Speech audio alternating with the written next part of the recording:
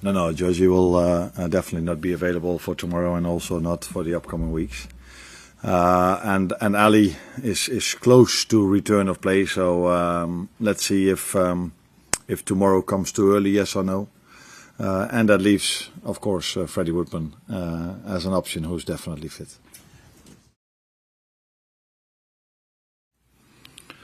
As I said so many times, I'm mainly here for the short and mid to long term, and but mainly my time is spent for the short term, and that means Crystal Palace tomorrow. And of course, there are conversations going on about next season, but my complete focus is, and still should be, on this season, because margins are small. One or two results can make a big difference, as we saw, because I think 2 weeks ago we weren't 5 points clear of the number 6, and 2 results later we are. So it can also go both ways. So my full focus is on Palace, which is needed because, as you know, we've played them 3 times already this season and weren't able to beat them once. At the same time, that is what the results recently have done to us. I think the last 8 games we picked up 16 points. And it doesn't always feel like that, because in between we have to play Paris Saint-Germain and Man City. But our recent league form is acceptable. Yeah, I think as long as I'm in football, there are disagreements, and almost all the time these disagreements are between people that have the best interest in the club. So could be me with a player, could be someone else, but we always have the best interest for the club. So the only thing I can say about that is that I think 2 weeks ago against Fulham there was also a protest, but we felt the complete support throughout the whole game of our fans, and that's what I mean with having the best interest in the club. When they have a protest like this, they are still there to support the team, and that's also what's needed tomorrow. Especially the first one I'm thinking about is Freddy Woodman. If he has to start, if Ali is not ready to start, then I think a player like him, but all of them, definitely need a lot of support from our fans tomorrow. Now, I think for a reason we've signed an experienced third goalkeeper. Usually you don't need him that much, but there could be situations if one is injured and the other one gets a suspension. That makes usually more sense than expecting 2 goalkeepers to be injured. Then it's needed to have a third goalkeeper with experience, and that's why we were happy that we could pick him up on a free transfer this summer. Apart from him being a good goalkeeper, which he's shown, I think when he was young he won the Euros with the under-17s, and I think with the under-20s he won the World Cup.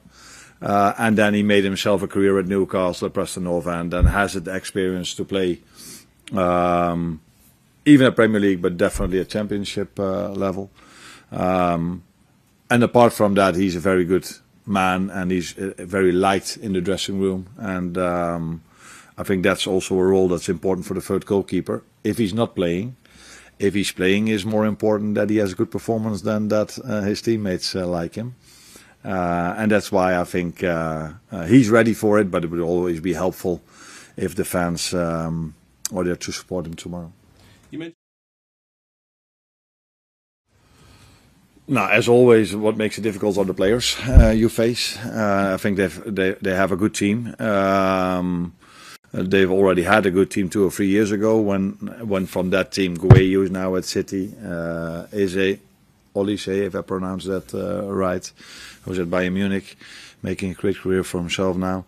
And of course they have a very good manager who's able to bring a lot of discipline in that team, and it's really hard to create chances against them. I've watched with my staff quite a lot of games, as we always do, of these teams, but probably now a bit more, to find ways of creating chances against them, because you're watching, doesn't matter which game, I'm not going to come up with the games I watched, but you're watching 60 minutes of football and you haven't seen the other team creating a chance yet against them. And then on the other hand, they are very direct in their playing style with good attackers going quite fast in behind your last line. So I think they have conceded after Arsenal the least goals, so that tells you a lot, and there's a reason for that because they hardly concede a chance. Thank you. Hi, Arne. I think first of all it's really important for us that we have attackers that score goals, because if you look at the success of last season, we had multiple attackers that scored a lot of goals, and this season now you can just look at the numbers and we are not scoring as many as we did last season. I think there's a little drop off maybe also in chance creation, not as much as the goal scoring would you would expect. Do you understand what I mean? So there's a little drop off in chance creation, but not as much that we don't score so many goals anymore. With Mo, I've said it many times, but that probably also goes for the other ones. There's always parts in the season where the ball just falls to you and you don't have to do anything difficult and score. And in other moments, you do so much yourself to try to create a chance and it's just actually never working, or the goalkeeper makes incredible saves. But normally, and that happens now with Mo, things go back to normal. And normal for Mo is in his Liverpool career is that he's scoring goals. It won't hinder him. What would be the best scenario for him is not 100% left or right, so I cannot say this would have been better than that one. But a very good pre-season with us, 6 or 7 weeks would have been a very good lead up to a season as well. But if he has a good World Cup where he plays a lot of games, that would be helpful. The temperature is probably quite high in America, so I don't know what the tempo of the games is. Usually the tempo of games when they play for their countries is lower than Premier League or Champions League standards. But I'm happy that he's back. What is realistic where he is now? Yeah, you tell me. I think we can all understand that if a player missed out 4 months or 5 months of training before he came to us, then we build him up, and the moment that he was ready, he got injured again, missing out 4 months again, and now he's 2 weeks with us maybe. Yeah, that's a lot of months without training time with the team. In the middle of a season where everyone is top fit, that's not the easiest part to come back. But I think we are seeing progress in the games he's played. Paris Saint-Germain, now this one, and we're hoping that progress can continue. And how fast he's then at his best level, I don't know that. I cannot look at the future, but I'm hoping for us and for himself very soon. No. Now I'm only focused on the short-term future, and that's getting him back into goal as soon as possible. But that's not what you're asking. Would he be the most stubborn one in this room, you think? Or would he be the most stubborn one in this room? No? Oh, okay. Because I think you know what my answer is going to be. So you're not even trying it anymore. But the answer is going to be that, of course, all these rumors that are out there, are there about him and probably about me and about others. We don't react to rumors in this room. By the way, also not in my conversations with Richard. We only react when facts needs to be told. And that's not the situation at the moment. But the main focus for Ali is, I think, very clear. That's getting back into goal as soon as possible for the club he loves to play for. And then he wants to be in goal for the country he loves to play for, and that's Brazil. And I think that's already short and mid-term future. That's not the answer you wanted, was it? No, I just wanted to, obviously, Of course, we're looking at these kind of injuries he's having, because it doesn't make too much sense to look into the injury of Giovanni Leone or Conor Bradley, because that's pure bad luck. A muscle injury, you always try to prevent that with your training program and your schedule and what you can do about it. But he's not the only one. I think you said earlier in his career here, that's completely true, but football has changed so much. Everywhere you see muscle injuries, more and more and more and more, and we all know why. Because of this crazy schedule we have to play, which to a certain extent I like, because every night I'm at home, I'm looking at my television, I'm like, oh, there's a game of football, that's nice. So for a football fan it's really nice. of course, for the health of the players, it's getting more and more and more, and maybe age plays a part. But this week we saw one of the youngest players playing at an incredibly high level, Lamine Jamal, getting injured with a muscle injury as well. So I would not put that down to age. I would put that down more to the schedule that we are facing.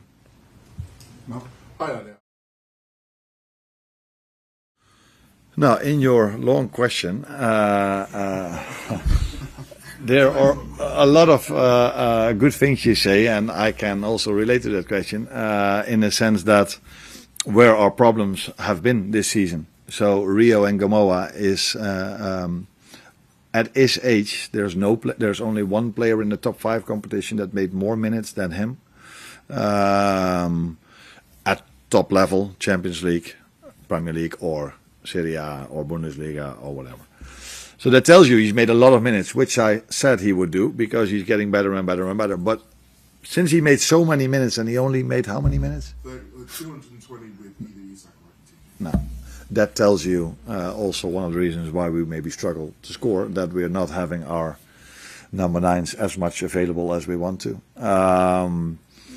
Of course, it helps for every player that we have all of our best players available. So the more he or anyone else could play with Alexander Isac or with Hugo Ekitike, the better it is, yeah. But although I saw one of his Instagram posts of Hugo where he from crutches started to run, but unfortunately I don't think that's realistic. So we have to miss him, unfortunately, for a long time. And Alex is getting closer and closer to making 90 minutes, so that's helpful. But it's the reality of this season that we missed goal scorers for large parts of the season. He was already on the bench last week. I don't know if you noticed that, but because we were short on players, we added Armin to the bench as well, because he's also doing the warm-up. So there was a spot available, so he could be the man. Of course, he's on the bench tomorrow. We think we signed a very talented goalkeeper in him. He already played minutes at the highest level, I think in Hungary, wasn't it? Yeah.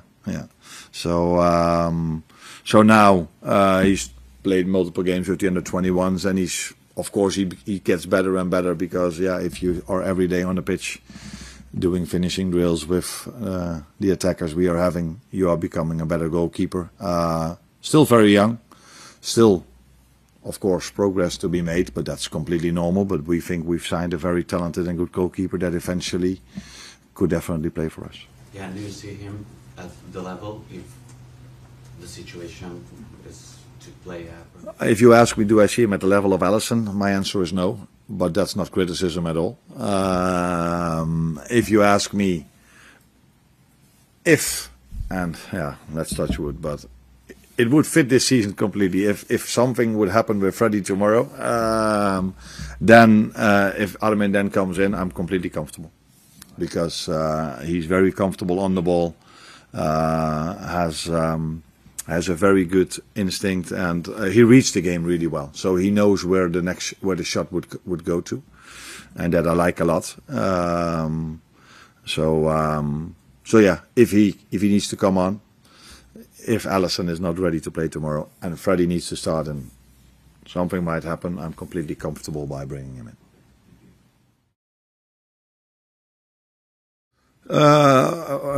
Joe, my was that he's back in the squad, so that's really positive, because last week I only had 2 centre backs that were playing and no one on the bench. So it's really helpful that Joe is back.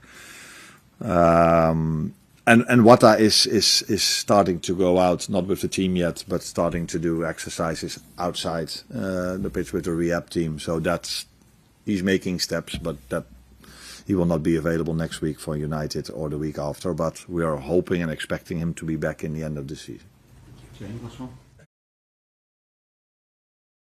No, the surgery went well, so that's the first and important step that he had to make. But I think in such a long rehab process, there are so many crucial steps to be made before you can actually say it's going to take that amount of months or that amount of months. But it's going to take a long time. Everybody can know that if you call the first surgeon and ask him how long is this injury going to take, they will tell you multiple months. And then it all depends on how rehab goes. He's a very explosive player. So usually that's not helpful if you have this injury. But yeah, maybe he's the exception to that.